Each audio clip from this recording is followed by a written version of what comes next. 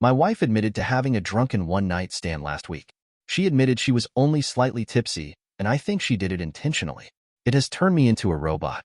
I, 32M, have been married to my wife Kate, 30F, for 4 years, together for 9. Our relationship has been amazing, loving, and supportive. We have good communication, hardly ever argue, and our bedroom life has gone from strength to strength over the years. We discussed cheating in the past, and I was always clear that we would be over if it ever happened. Kate went home to visit her family last weekend, which was fairly normal. Before she left on the Friday night, we had a minor argument about keeping the house tidy, so our communication was limited on Saturday, but I knew she was going out to meet some friends at a bar. I trusted her 100%, so didn't think anything of it. Before I fell asleep, I texted her saying that I hope she had a nice night. When I woke up on Sunday morning, I had a missed call from Kate at 4 a.m., so I immediately called her to check if she was okay, but no answer. After a few hours, I tried again a few times, but still no answer. Around an hour later, I got a message saying she was fine and was driving back soon. Kate got home late afternoon and looked awful. She had clearly been crying, was not wearing any makeup, unusual for her, and looked like a shell of a person. I knew right away something was wrong, but she wouldn't let me hug her and would barely speak. I sat her down on the couch and made her some tea. I gently encouraged her to tell me what was wrong, and she burst into uncontrollable tears for at least 10 minutes while I was trying to comfort her. She then proceeded to tell me, stopping every few words, that she had slept with someone last night after the bar. At that moment, something in my brain broke. I can't describe it any other way. I immediately got up and jumped in my car and drove off. I went to a park and walked around it for about an hour. Kate was calling my phone constantly, and I turned it off. When I got home, I grabbed 2 suitcases from the garage and went to our bedroom. I threw some of Kate's clothes and shoes into them and left them by the front door. Kate was lying on the floor in the living room, curled up into a ball sobbing. I called her best friend who lives nearby and told her that Kate needed a place to stay and a ride to her place, and that Kate could explain everything to her later. I told Kate I was leaving for an hour and that her friend was coming to pick her up. She grabbed onto my legs, trying to stop me from leaving. When I returned home again, Kate was gone and so were the cases. On Monday, with a clearer head, I answered one of Kate's many calls and told her that I needed her to send me an email with as much details as possible of that night, and if she leaves anything out, there will be no hope of reconciliation. I received this email on Monday night, but still haven't opened it. Since then, everyone has been trying to contact me, but I have just been working, exercising, and sleeping. One of her friends turned up at my house with an attitude demanding an explanation. I told her to speak to Kate and closed the door in her face. I have also been speaking to divorce lawyers, have moved money into separate accounts and blocked Kate and all of her friends on everything. Everything I have done since I found out seems like I have been on autopilot. I don't feel angry, upset, or overly emotional. Just numb. Kate posted a note through the door yesterday, asking me to meet tomorrow, but I'm conflicted. Should I meet her? Will it change anything? Is there any point in trying to reconcile? Is it normal to feel like a robot, and how do I snap out of this? Edit. Just to add that when I came home the first time, Kate confirmed it was consensual. She was drunk, but knew what she was doing. Relevant comments. Azurpa. You better read it. See if it was a blackout drunk night, and she woke up not knowing where or how, and her last memory was with a friend at the bar. Too bad the Terminator kicked in, so you could have rang the friend she was with to gauge if they are covering for her. That's if she doesn't remember, and she hasn't admitted to anything. What if it was non-consensual? Her waterworks didn't quell the fire. Obviously. OP. She confirmed it was consensual. She was drunk, but knew what she was doing. It was one of the only things I asked when I came home. I obviously asked her why, and she just kept wailing and crying. Update. After reading your comments, I decided to meet with Kate, but not read the email. Kate came to the house yesterday, and when I opened the door, she looked terrible. She tried to hug me and started mumbling apologies, but I stopped her, and we sat down to talk. I started by telling Kate that I would be recording the audio of the conversation, and she agreed. I then asked her to explain what happened and told her that I haven't read the email she sent. Kate said she had been at the bar with 2 friends, I know and like both of them, and told me what she had to drink. I was surprised at how little she drank because it was the same amount we would normally drink when going for dinner, a few glasses of wine and a cocktail. She admitted she was only slightly tipsy. One of her friends, Sarah, has a younger brother, Max, 27M, who came to pick them up around midnight. It's a running joke in their group that Max has had major crush on Kate since high school, and I had heard them joke about this. The 4 of them went to get some food, and Max then dropped each one off until it was just him and Kate. Kate said she didn't want him to drive the 20 minutes to her parents' place after working all day, so would just order an Uber from his apartment. She went into his apartment to order the Uber but couldn't get one. Max suggested she should crash in his bed, and he would take the sofa. He would then drop her off in the morning. Kate refused and continued to try to find an Uber. They were sitting on Max's bed and he kissed her. She kissed him back and they ended up having sex. After that, she broke down crying from guilt and Max took her home. She cried for another hour, then tried to call me to tell me what she had done. We had to stop a number of times because Kate kept breaking down and crying hysterically. She told me it was a huge mistake. She got caught up in the moment. It was terrible. She only loves me, blah, blah, blah. After she was done, I told her that her story didn't make sense, but it didn't matter at this stage because I was done. This caused another breakdown. I told her I was going to continue with the divorce preparations, but for the next month, we would be separated with no contact. I also told her that we would both remain faithful, would get a full STD panel, and she would tell our mutual friends and family what happened.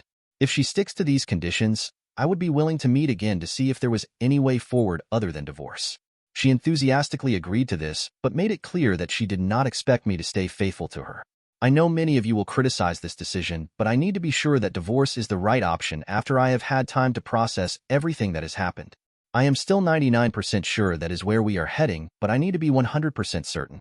Relevant comments. Clear-headed 1. You should reach out to Sarah and ask for her side. Especially as if you decide to give your wife a chance, mandatory requirement will be a no contact to Max at all, and this, your wife has to accept, may mean the end of her friendship with Sarah if Sarah cannot accept her brother being persona non grata around your wife. And, somehow I get the feeling Sarah may have set this up. She no doubt is aware of her brother's feelings towards your wife, and would love it if your wife and her brother became a couple. OP. Thanks for the advice. My question is, does it even matter at this point? She cheated, maybe once, maybe 100 times, but even if Sarah is involved and Kate cuts her out completely, it doesn't change anything? Not being argumentative, just wondering if it's worth the extra digging. Update 2. A few things have happened in the last week, so I thought I would make an update post if anyone is interested. First of all, I'm not in robot mode anymore. I have been having bursts of intense feelings of anger and betrayal, but have been keeping busy with work and exercise.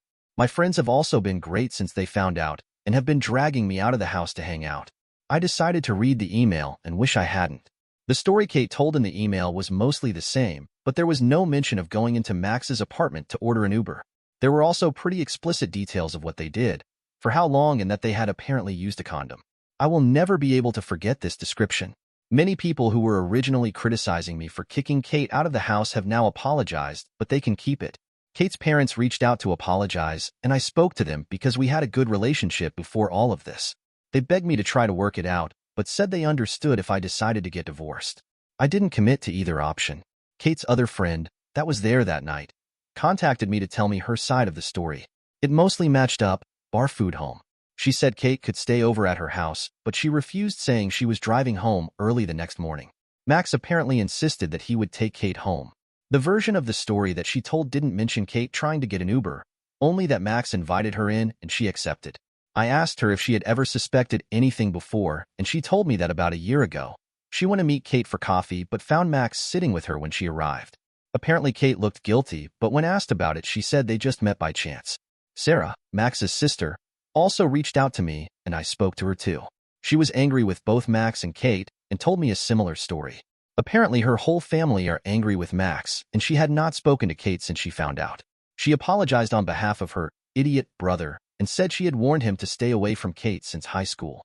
She didn't think anything else had happened between them. I have had zero contact from Kate, but heard that she was going to be moving into an Airbnb near our house. Apparently she is not coping well and called in sick from work a few times over the last few weeks. She does have support from the friend she is currently living with, and I asked her parents to keep an eye on her. Her parents came up to see her this past weekend. I went out with some friends at the weekend and ended up drunk at a bar. I was talking to a girl there who I probably could have gone home with, but I stopped myself because I wanted to keep my self-respect. Reading the email and hearing what they had done made me give up hope of repairing this, especially when I know she is not being truthful with me on other things, so who knows. I will be moving ahead with the divorce and might not even wait a month before telling Kate that this is my final decision. Update 3. I debated posting this update, but a lot of people seem to be invested in this mess, so here it is. Apologies in advance if this is TMI. Kate sent me an email last week asking to pick up some things she needed for work. My lawyer told me not to prevent her from having access to the house or her possessions, so I reluctantly agreed that she could come over on Thursday night when I would be at the gym. I told her to be out by 7:30, but when I got home at 8, she was still there.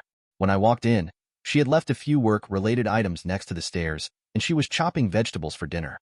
She looked amazing with her hair and makeup done, wearing one of the dresses I like. The whole place had been tidied and cleaned. I calmly asked her to leave immediately, and she made her way to the door but stopped and asked if we could speak. I should have said no, but I eventually agreed. We sat down and had a conversation for around an hour, which jumped from topic to topic. Again, I told her I would record the audio, and she agreed. I started by asking her if she had kept her side of the agreement we made the last time we spoke. She said she had taken an STI test which was all negative, mine was too thankfully, and a pregnancy test which was negative. She hadn't been with anyone else and also told a few friends and family what happened, and many of them were angry and were not speaking to her. I asked a lot of questions that had been turning over in my mind for the last few weeks. She confirmed that her reason for going into Max's apartment, the Uber story, was BS, and she said he invited her in for a drink, and she agreed, knowing at some level that something was going to happen. She can't explain why she did this other than being selfish and enjoying the attention. She also confirmed that she had texted with Max a few times over the years because he would shower her with compliments and make her feel good. He would always initiate, and she was apparently careful not to lead him on, and said she had never sent him explicit messages or pictures. Kate also told me that they had hooked up about 6 months before we got together but never had sex. She admitted that she was always a bit curious. Her story about being caught at the coffee shop was that Max had texted her asking what she was up to, and she had told him where she was. He then turned up. She swore this was the first time they had ever done anything since we had been together. She said there was nothing missing in our relationship, and she hates herself for ruining her perfect marriage and causing me so much pain. I told her that I still don't believe her story and that there was no point in continuing the conversation. She calmly asked what she would need to do to make this right, offering up her phone, location sharing, not going out without me, etc. She had clearly been doing some research. I said that I had no plans to become her prison guard, especially when I would never get over the betrayal. Things then took an unexpected turn which caught me completely off guard. She asked me to turn off the audio recording because she had something private she wanted to discuss and didn't want other people hearing it. I refused, and she reluctantly continued. She asked if I had been involved with anyone else sexually since all of this happened, making it clear she was fine with it. I told her no, and she said that I must be going crazy. We used to have sex almost daily, and started talking dirty about all of the things I could do with and to her. This involved a lot of kinky things that I had wanted to try, or had only done a few times. She said she wanted to meet my needs, even if we did not get back together.